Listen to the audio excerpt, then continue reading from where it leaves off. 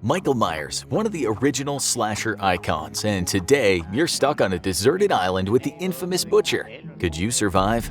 I met him 15 years ago. I was told there was nothing left. No reason, no conscience, no understanding. Even the most rudimentary sense of life or death, good or evil, right or wrong. I met this 6-year-old child with this blank, pale, emotionless face and the blackest eyes, the devil's eyes. I spent 8 years trying to reach him, and then another 7 trying to keep him locked up because I realized what was living behind that boy's eyes was purely and simply evil. Those are the words of Dr. Samuel Loomis, a psychiatrist who attempted to heal the young Michael Myers for 8 years, until finally dedicating himself to ensuring that the psychopath young child never see the light of day again.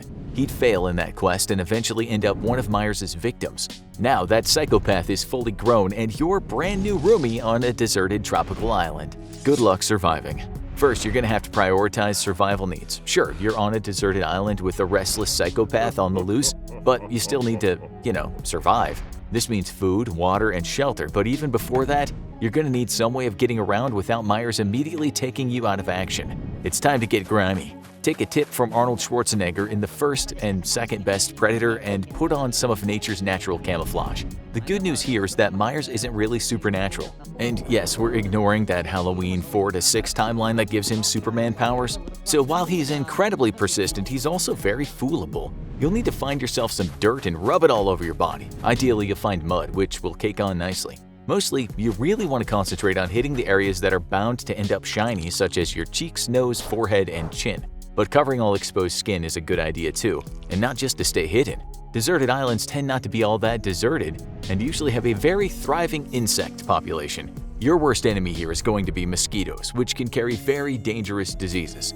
Everything else is probably just going to be an inconvenience. Giving yourself a healthy layer of dirt, or even better, mud, is going to provide some physical protection from insects actually being able to gnaw on your soft, shipwrecked flesh. If you've got different colored materials to work with, even better, such as lighter and darker colored soil or mud. In that case, you want to work to break up the natural outlines of your face. Military camouflage paint works by confusing the eye of an observer and breaking up the regular features of the face. Alternate between one color and the next, creating large streaks of color across your face. Ideally, you want to create alternating streaks or blotches of color that can both pass through your major features, your nose, eyes, and mouth. This will help break up the normally very recognizable shape of these features that our social brains are trained to immediately pick out.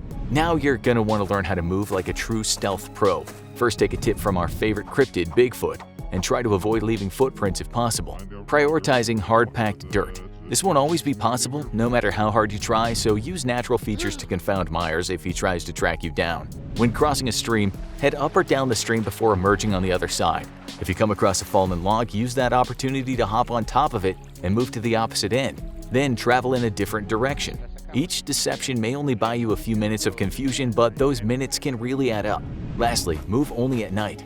Remember, Myers is still human, which means his eyesight is about as bad as yours in the dark.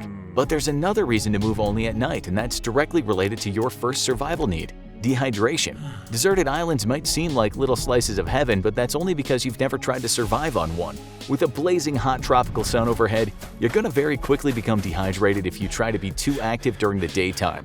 Instead, rest during the day and pick up again at night, with your first priority after camouflage being to find water. If you're lucky enough to have a running stream on your deserted island, then count your blessings. Disease will still be a concern, but lighting a fire to boil the water is a good way to invite Myers to murder the crap out of you. Instead, move upstream as far as you can go and try to drink as close to the source as possible, rather than far downstream where more debris and animal waste can fall in.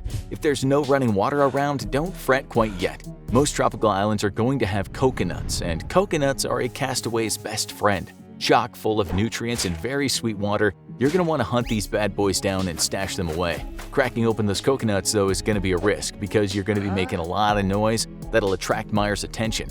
And while it might seem impossible to open a coconut without tools, it's actually quite easy. Simply grab the coconut so that the 3 holes where the coconut attaches to the tree are pointed up. Then turn it on its side and smash the side of the coconut against the edge of a hard rock. After giving it a good smash, turn the coconut to present a new side of it to the rock and smash it again. Rinse and repeat around the entire circumference, and eventually the coconut will crack open right down the middle. Just try not to waste any of that precious coconut water, because there isn't much of it.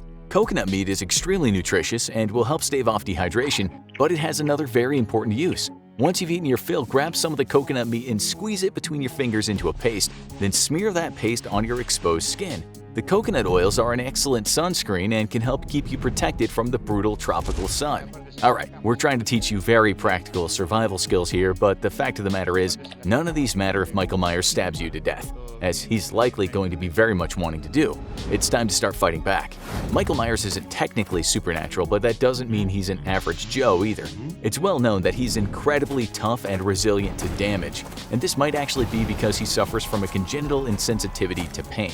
An extremely rare disease, only about 20 cases have been documented in the US. Some people think that CIP makes it impossible to feel anything at all, and this is frankly wrong. Sufferers can still feel the difference between sharp and dull or hot and cold. They're just unable to process pain signals that indicate the body is suffering some sort of harm. Incredibly, individuals who suffer from CIP can so frequently injure themselves that as a child grows up, they can have shortened, stubby fingers from damage to their hands and deformed lips from constant lip-biting behavior. It's not proven that Myers suffers from CIP, but it would go a long way to explaining how he can take grievous injuries and continue to kill largely unbothered. Of course, it could just be that Michael's force of will is so strong that he literally just ignores the pain and pushes right through it. Along with incredible durability, Michael is also extremely strong. Seemingly stronger than a normal person should be, given that we don't see Michael spending 8 hours in the gym every day and being super annoying on Instagram about his fantastic CrossFit routine that'll totally have you try out. Rather than being an obnoxious gym bro, Michael might simply suffer from yet another genetic disorder, myostatin-related muscle hypertrophy. This is also a very rare condition that turns average people into hulks, and honestly, as far as genetic disorders go, this one's basically like winning the lottery. People with this condition barely need to work out to see some sick gains, bro, because their bodies naturally have much lower body fat and greatly increased muscle mass, up to twice the muscle mass of regular wimpy old noodle-armed you. But their muscles aren't just twice as plentiful as you, they're also physically stronger. We're honestly hard-pressed to find downsides there. MRMH could explain Michael's ability to lift people up by their throat with just one hand, or toss people around like ragdolls. Either way, to survive Michael Myers, you're going to want to avoid going mano a mano with him at all costs, because even if you're shredded like good cheddar cheese, Michael is just biologically stronger than you. So take a page out of every guerrilla movement in history and fight a running war, and we mean this literally. Michael may be super tough and super strong, but he's not terribly fast. In fact, he's really quite slow. That might be fine when he's trapping co-eds in the closet they very stupidly decided to hide in, but not so good for taking people on in large open spaces. So to survive Michael Myers, you're going to have to do the unthinkable. Kill Michael Myers, or at least seriously slow him down. First things first, you need to arm yourself, and ideally with something that can give you some serious reach. You really don't want to give Myers any opportunity to put one of his giant mitts on you, so start hunting for a long, sturdy stick. Depending on the type of deserted islands you've landed on, this might be harder than it seems. A lot of tropical trees don't have long, spindly limbs you're used to back home that make for great sticks. If you can't find a stick, you may be a bit boned. But persevere and you'll probably find something suitable for the task. There's hardly any beach in the world not covered with trash nowadays. Once you've got your weapon, it's time to sharpen the tip. That's right, you're making a spear. And you can use 2 rocks to slowly but surely sharpen a tip to a decent point. If you can't find rocks, try seashells. They might actually work even better.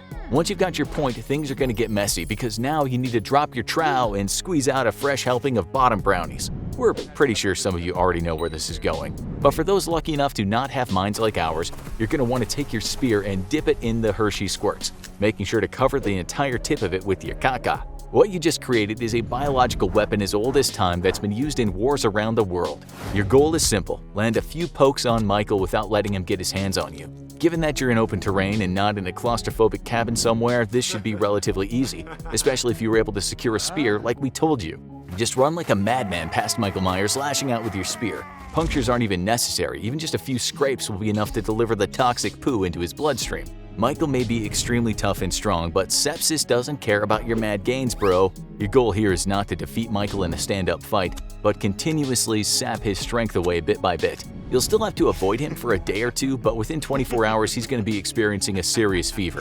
From there, he'll only continue to weaken as his body tries to fight off the infection. And being that he's truly not supernatural, remember, we're ignoring Halloween's 4 through 6 timelines. Without a serious dose of antibiotics, your poop stick will accomplish what a dozen Halloween movies failed to do and put Michael Myers down for good. And once he's dead, as an added bonus, you've also solved your hunger problems, haven't you? Cannibalism. We're talking about cannibalism. Just make sure you cook that meat thoroughly to avoid getting sick yourself. Now go check out You vs. Jason or click this other video instead.